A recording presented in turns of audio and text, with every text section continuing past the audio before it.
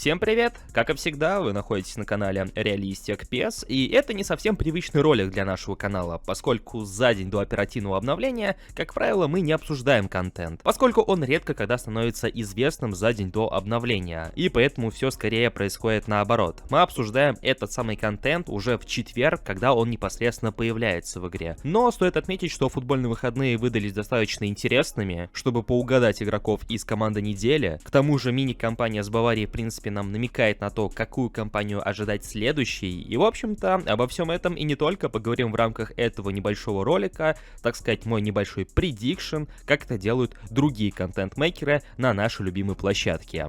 К слову, если вам необходимо пополнить ваш баланс монеточек в eFootball Mobile или в любой другой мобильной игре, то вам на PlayRock, ведь на их сайте собраны одни из самых выгоднейших предложений на рынке, а также вы всегда можете предложить свои товары и услуги. Приобрести монеты и все остальное на их сайте вы можете в пару кликов, и что самое главное, безопасно. Помимо всего прочего, на PlayRock также проходят розыгрыши, а поэтому все это и не только вы сможете найти по ссылке в описании и в закрепленном комментарии. Ну так, о чем это я? Точно. Первым делом это, конечно же, команда недели. В сегодняшнем анонсе Konami представили аж целых 3 футболиста из команды недели. Таким образом, нам остается угадать только 9 футболистов, но в принципе это не так уж и важно. Касаемо же представленных игроков, то это троица из разных чемпионатов. В частности, это Фернандо Муслера, который получил свою карточку за матч на 0 и забитый пенальти в матче против Кайсериспора. Это Хулиан Альварес за 2 гола и голевую передачу в матче против Бетиса. И, конечно же, куда же без соотечественника в лице Митомы, который, выйдя на замену с Ливерпулем, отдал голевую передачу. Также, кого бы еще мы могли увидеть в этой самой команде недели. Этот футбольный сезон показал, что Майкл Олисе, который перешел в Баварию, в принципе, приглянулся Konami, поэтому по возможности они стараются раздавать его карточки, будь то последняя праздничная кампания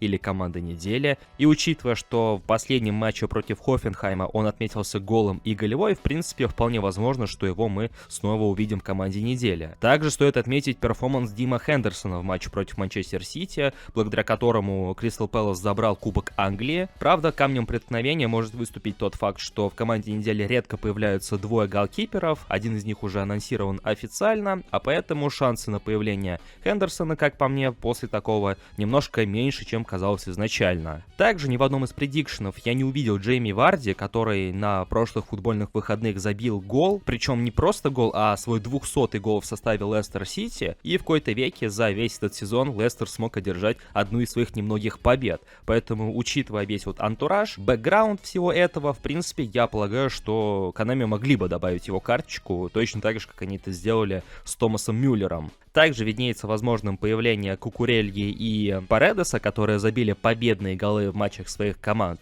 По сути, гол Кукурельи стал единственным забитым голом в матче против Юнайтеда, в то время как Паредес поспособствовал тому, чтобы Рома продолжила свою борьбу за Лигу Чемпионов. Ну а кого в новой команде недели ожидаете вы? Пишите в комментариях под этим роликом. Касаемо же мини-кампании, как я и говорил в начале ролика, пример с Баварией в принципе намекает на то, что следующая подобная кампания скорее всего будет по игрокам Барселоны, поскольку команда Флика забрала все внутренние трофеи в Испании, и Суперкубок, и Кубок, и Ла Лигу, и в принципе было бы не лишним добавить такую же чемпионскую кампанию с шоутаймовским набором и с бесплатными карточками. На то, что это произойдет, я уверен где-то процентов на 80, а поэтому остается лишь вопрос, кого именно стоит ожидать среди игроков, как донатных, так и бездонатных. Естественно, самым очевидным вариантом будет Ламин Ямаль, причем в обоих паках, и в принципе такая перспектива имеет место быть, учитывая, что даже с игроками Баварии, в случае с Мусиалой и Кимихом,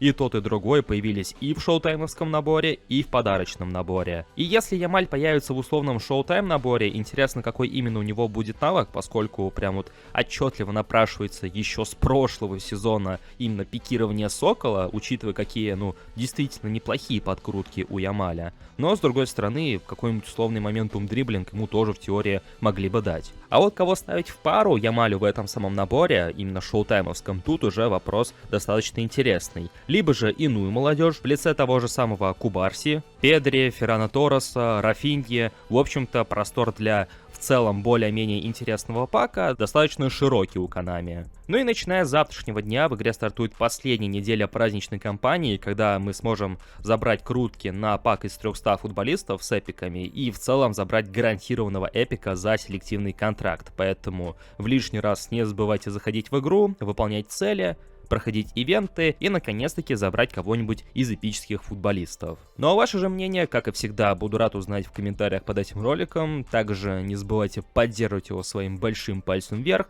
и подписывайтесь на канал с колокольчиком, если вы находитесь здесь впервые. Всем спасибо за просмотр, всем пока!